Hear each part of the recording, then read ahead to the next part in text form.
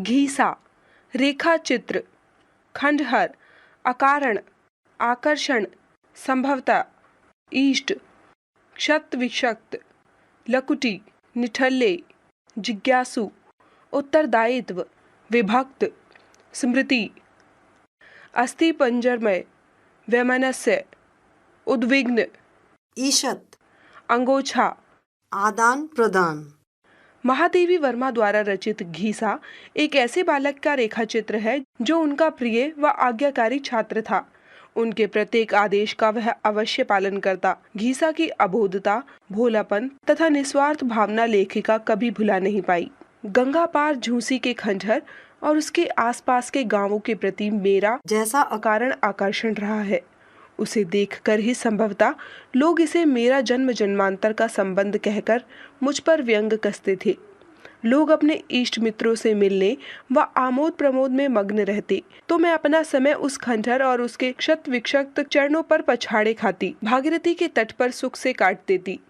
ग्वालों के बालक जो गाय भैंसों को बहकते देखकर लकुटी लेकर दौड़ पड़ते, गडरियों के बच्चे, दिन भर गिल्ली डंडा खेलने वाले निठल्ले लड़के, इन सबको कुछ सिखाने का ध्यान मुझे आया। और फिर मेरे सभी विद्यार्थी पीपल के पेड़ की घनी छाया में मेरे चारों ओर एकत्र हो गए। वे जिज्ञासु कैसे थे, सो क्या बताऊं। ये बच्चे कानों में बालियां और हाथों में कड़े पहने, धुले कुर्ते और ऊंची धोती में कुछ लंबे कुर्ते पहने दुर्लभ और कमजोर दिखते थे। घीसा इन सब से भिन्न था। पढ़ने, उसे सबसे पहले समझने, स्मरण रखने, पुस्तक व स्लेट को चमचमाती रखने और अपने उत्तरदायित्व को बड़ी गंभीरता से निभाने में उसके समान कोई चतुर न था। शनिवार को वह पीपल की छाया को गोबर मिट्टी से पीला चिकनापन दे आता था। फिर इतवार को माँ की मजदूरी पर जाते ही पेड़ की नीची डाल पर रखी हुई मेरी शीतल पाटी उतारकर बार बार झाड़ पोंछकर बिछाई जाती।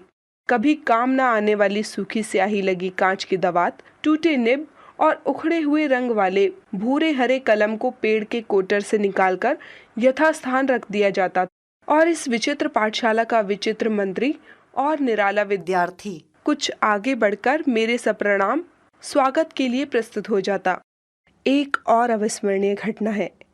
मैंने बिना सोचे समझे, बिना उनके कपड़ों का कुछ प्रबंध किए, उन बेचारों को सफाई का महत्व समझाते समझाते थका डाला। दूसरे इतवार को सब जैसे के तैसे ही मेरे सामने आकर खड़े हो गए। कुछ गंगा जी में मुंह अवश्य धोआए और कुछ अपने कुर्ते घर ही छोड़कर अस्थि पंजरमय रूप में उपस्थित हुए थे। पर घीसा इन सब में नहीं था। पता चला कि कल रात को माँ को मजदूरी के पैसे मिले और आज सवेरे वह सब काम छोड़कर पहले साबुन लेने गई है। घीसा कपड़े धो रहा है। गुरु साहब ने कहा है तो घीसा तो नहा धोकर साफ कपड़े पहनकर ही आएगा। जब घीसा नहाकर गीला अंगोछा लपेटे और आधा भीगा कुर्ता पहने अपराधी के समान मेरे सामने आ खड़ा हुआ, तब आंखें ही नहीं, मेरा रोम रोम गीला हो गया। होली के पहले की एक घटना तो मेरी स्मृति में ऐसे गहरे रंगों से अंकित है जिसका धुल सकना सहज नहीं। उन दिनों हिंदू मुस्लिम वैमनस्य धीरे धीरे बढ़ रहा था। घीसा 2 सप्ताह से ज्वर में पड़ा था।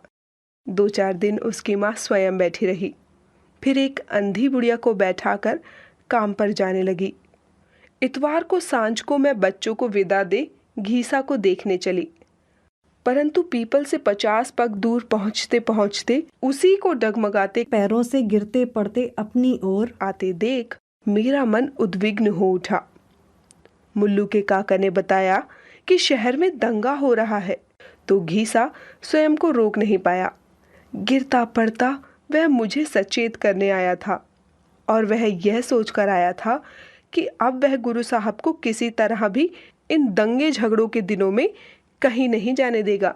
जब मुझे उन लोगों को छोड़कर जाना था, तब मेरा मन बहुत ही अस्थिर हो उठा। कुछ बालक उदास थे और कुछ पढ़ने की छुट्टी से प्रसन्न। कुछ सोच रहे थे कि पुस्तकें कैसे बचाएं, बारिश से, चूहों से। तभी मुझे एक छोटा सा काला धब्बा मेरी ओर बढ़ते दिखा। वह था घीसा। नंगे बदन एक बड़ा तरबूज दोनों हाथों में संभाले, तरबूज के कटे भाग में से भीतर की ईशत ललाई चारों ओर के गहरे हरेपन में कुछ बंद गुलाबी फूल जैसी लगती थी। घीसा के पास ना पैसा था ना खेत, तब क्या वह ये तरबूज चुरा कर लाया है? घीसा गुरु साहब से झूठ बोलना भगवान जी से झूठ बोलना समझता है। वह तरबूज कई दिन पहले देख आया था। माँ के लौटने में जाने क्यों देर हो गई। तब उसे अकेले ही खेत पर जाना पड़ा। वहाँ खेत वाले का लड़का था जिसकी नज़र उसके नए कुर्ते पर बहुत दिन से थी। उसने कहा, पैसा नहीं है तो कुर्ता दे जाओ। और आज घीसा तरबूज ना लेता तो कल उसका क्या करता, इसलिए कुर्ता दे आया।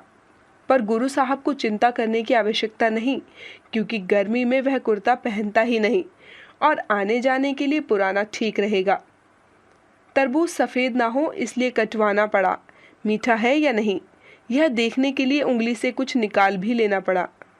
गुरु साहब ना ले तो घीसा रात भर रोएगा, ले जाए तो वह रोज नहा धोकर पेड़ के नीचे पढ़ा हुआ पाठ दोहराता रहेगा और छुट्टी के बाद पूरी किताब पट्टी पर लिख कर दिखा सकेगा। मैंने तरबूज लिया गीली आंखों से। उस तट पर किसी गुरु को किसी शिष्य से कभी ऐसी दक्षिणा मिली होगी, ऐसा मुझे विश्वास नहीं। परंतु उस दक्षिणा के सामने संसार में अब तक के सारे आदान प्रदान फीके जान पड़े। जब फिर उस ओर जाने का मुझे अवकाश मिल सका, तब पता चला कि घीसा अब इस दुनिया में नहीं रहा। मैं रूह तक कांप उठी। आज भी मैं अन्य मलिन मुखों में उस अपने अबोध व प्रिय शिष्य की छाया ढूंढती रहती हूँ। घीसा नाम का वह साधारण सा बालक मेरे अंतस में एक गहरी छाप छोड़ गया था। लेखिका परिचय। महादेवी वर्मा का जन्म उत्तर प्रदेश के फर्रुखाबाद में सन 1907 में हुआ था। उनकी शिक्षा दीक्षा प्रयाग में हुई। वे प्रयाग के महिला विद्यापीठ में प्राचार्य के पद पर भी कार्यरत रहीं। उन्होंने लड़कियों की शिक्षा के लिए बहुत प्रयत्न किए। सन 1987 में इनका निधन हो गया। महादेवी जी छायावादी कवियों में से थी। इन्हें ज्ञानपीठ पुरस्कार तथा पद्म विभूषण से अलंकृत किया गया। निर्जा, निहार, दीपशिखा, यामा, अतीत के चलचित्र, स्मृति की रेखाएं इनकी प्रसिद्ध रचनाएं हैं। इनकी भाषा शैली अत्यंत ही सरल, स्पष्ट एवं चित्रात्मक है। शब्द अर्थ: अकारण, बिना कारण, विभक्त, बटा हुआ, खंडहर, टूटा फूटा इमारत का भाग, ज्वर, बुखार, क्षत विक्षत, घायल, आदान प्रदान, लेन देन, शीतल पाटी, पतली चटाई, आमोद प्रमोद, मनोरंजन, जिज्ञासु, जानने को उत्सुक, संभवतः, शायद, अवकाश, छुट्टी, इष्ट देव, आराध्य देव, मलिन, मैला, अस्थिर, चंचल, आकर्षण, खिंचाव, स्मृति, याद, वैमनस्य, मनमुटाव, उद्विग्न, आकुल, ईशत, थोड़ा, लकुटी, लाठी, गौड़, पैर।